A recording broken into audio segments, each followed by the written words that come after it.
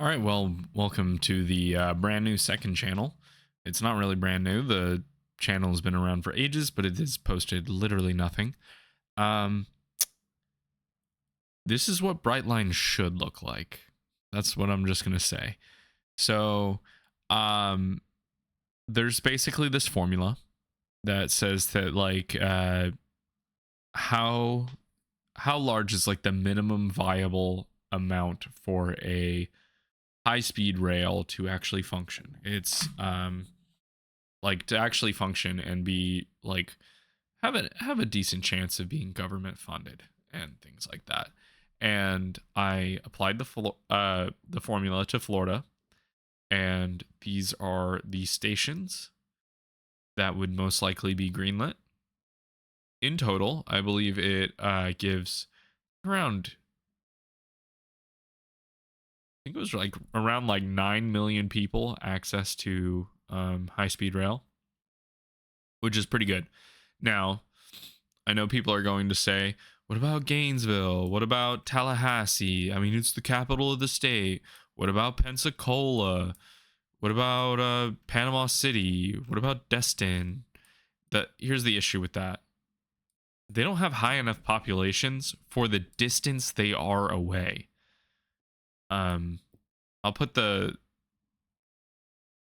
right here. I'll put the formula that I put in. Now that is like a pretty often used formula for these types of things, and you just can't get it here in Florida. Like, these do not connect up like at all. Maybe you could try and do Mobile to Pensacola to Destin. Maybe that'd work. But this is for the Brightline kind of infrastructure and the Floridian megalopolis.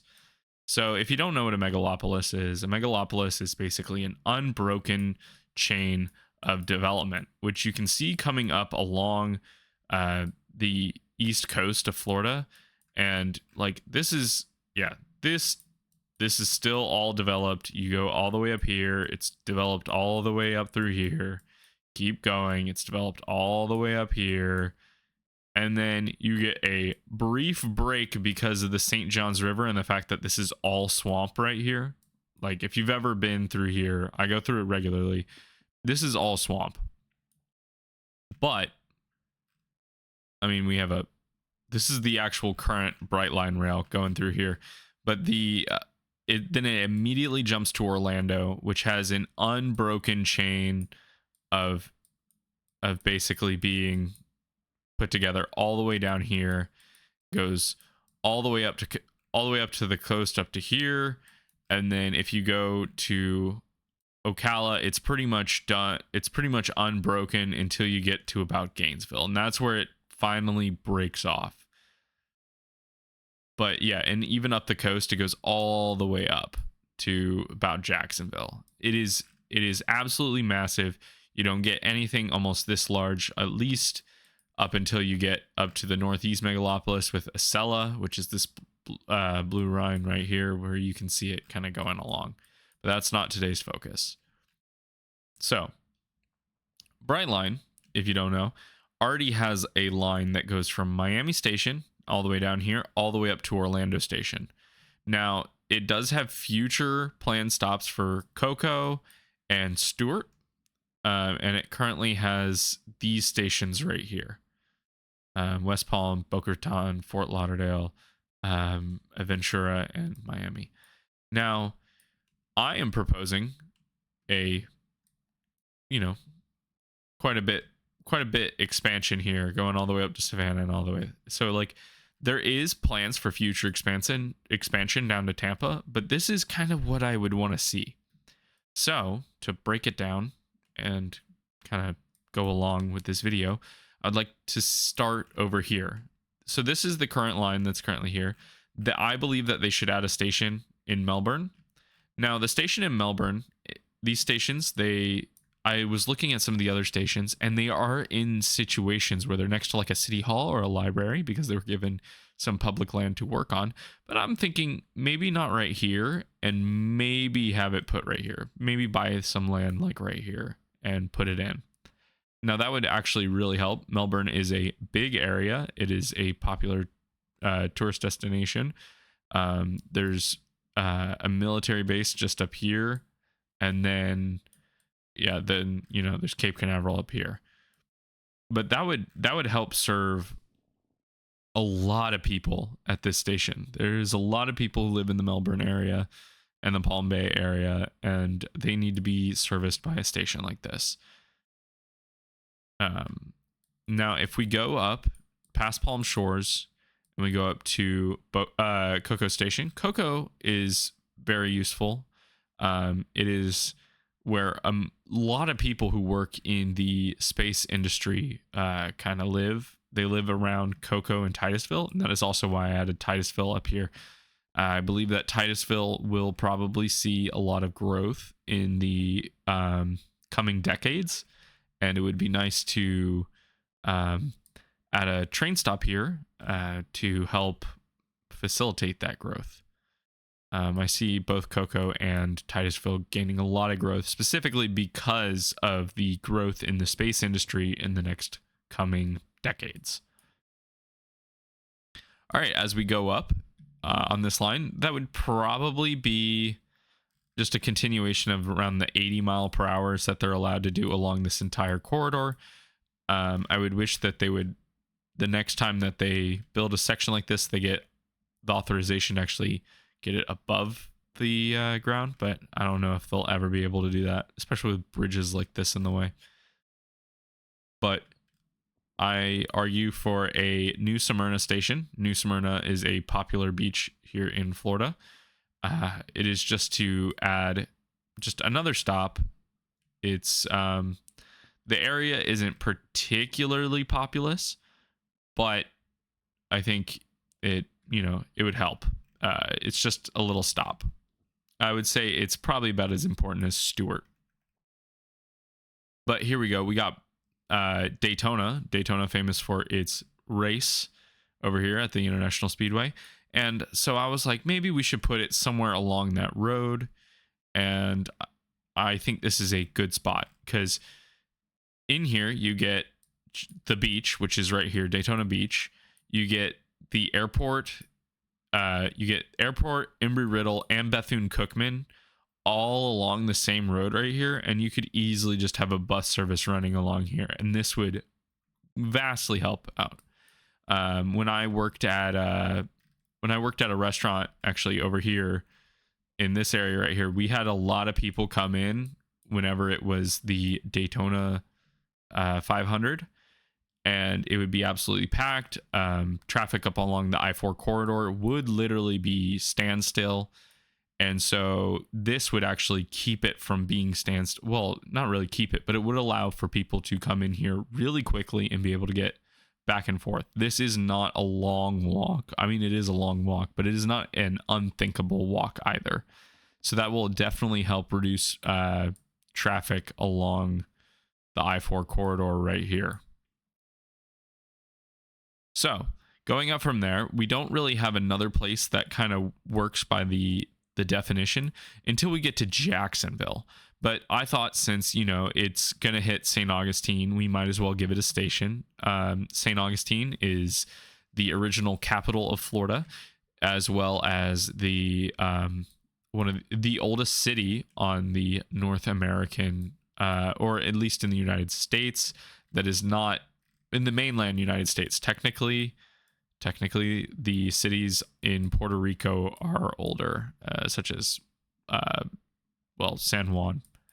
But it is the oldest city in the continental United States.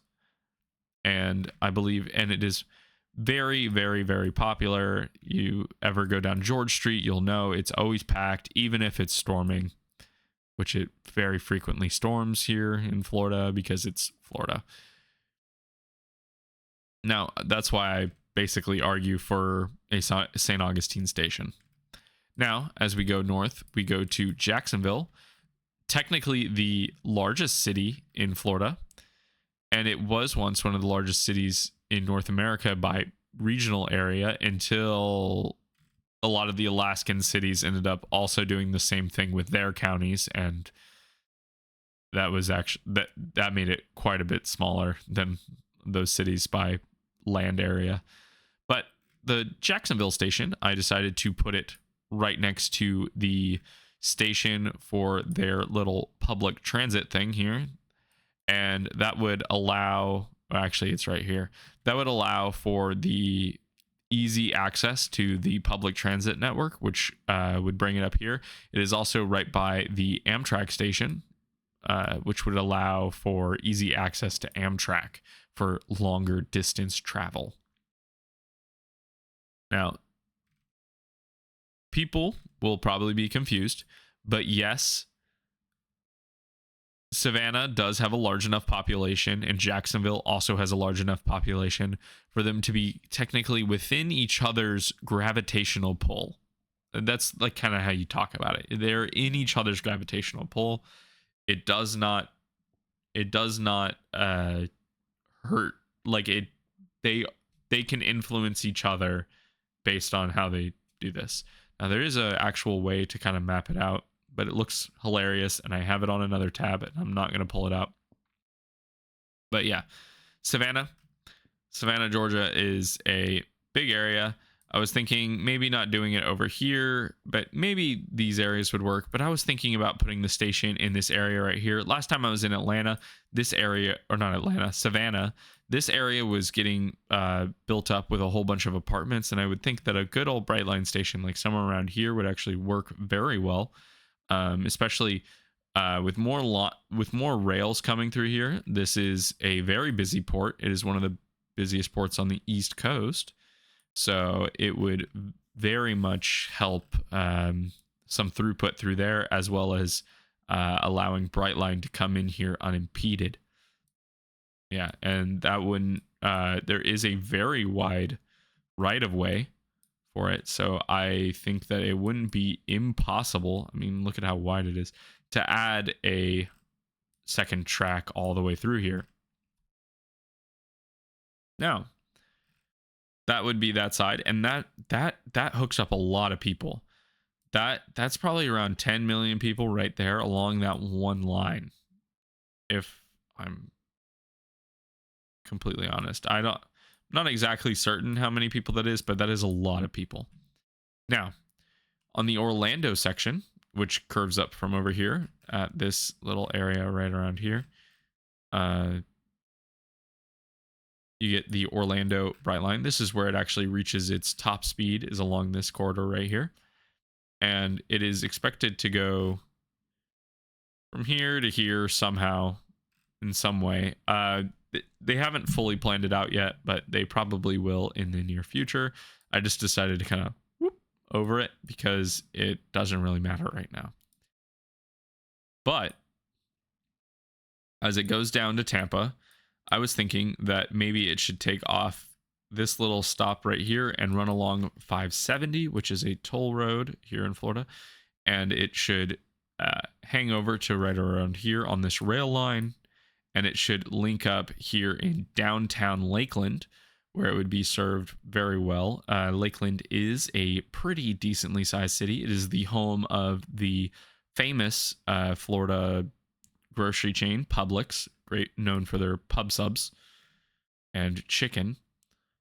But yeah, I thought a good location for a Lakeland station would be there, and then it could go this way and run out of the town this way to Tampa, which would be the end of this section of the line. Now, the Tampa station, I don't know where exactly it's planned to be, but I did think that along the middle of I-4 and then over into one of these areas would actually be pretty smart for its location, or even have the whole station in the middle of I-4. It would actually be pretty cool. Now, real quick, I'm going to cut back over to here, and I'm going to say that Brightline should have an area that hangs north up here through Dade City, doesn't stop there, and stops in the Villages. Now, the Villages is, if you didn't know, is a retirement community. It is an absolutely massive retirement community, and it is growing rapidly. And I thought that it should have its own station. These old people, they can't drive. Well, they can drive. They're terrible at it. And just look at most of the accidents that happen on the Florida Turnpike. It's normally one of them. Now, if you go up from Coleman all the way up here, I go to Ocala. It is the last one on this area that can actually be connected up to these cities. It does actually link up in the gravitational pull of Lakeland and Orlando and Tampa and Jacksonville. So it could technically at some point have a connection all the way up to Jacksonville and create like a big loop up here in northern Florida, maybe even connecting up Gainesville, famous for the University of Florida. But that would allow it to kind of connect up through there. But this is a more like what could possibly happen. So the Villages is absolutely massive. It's quickly growing. This is actually slated to be the center of it. This little town over here called Middleton, or this little area over here called Middleton. They're literally building towns out of nothing. And they're building another one over here called Eastport. Now, those are actually slated to become the future center of the Villages. The Villages goes all the way up to here, by the way. So they want it to go all the way down to here. Yeah, that would help alleviate some of this old people traffic. And then the Ocala, it's like the 120th biggest metro in the country. A third of a million people live up there. I'm a little biased. I'm from here, but it still connects up into the formula, which I thought was good.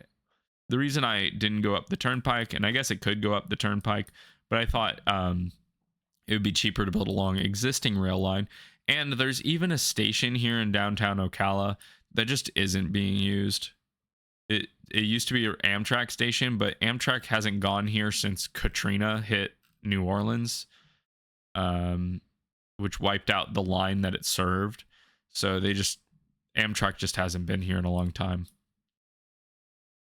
Now, I'm going to cover this section. It's the Bradenton, which just has a stop in downtown Bradenton along like a parking lot. Sarasota, which is also big. These are pretty massive cities in Florida. Then down to Port Charlotte and Punta Gorda. They weren't actually big enough to hook up, but I thought that I might as well. It goes through the center of the city anyway. And then Fort Myers down here, which is also a pretty big city. Yeah, that is pretty much it. I think that this is a good representation of how Florida's future high-speed rail would work. I'll do these for other states and other areas as well, and hopefully we'll get a map of what high-speed rail should look like in the future of the United States, which would be pretty cool.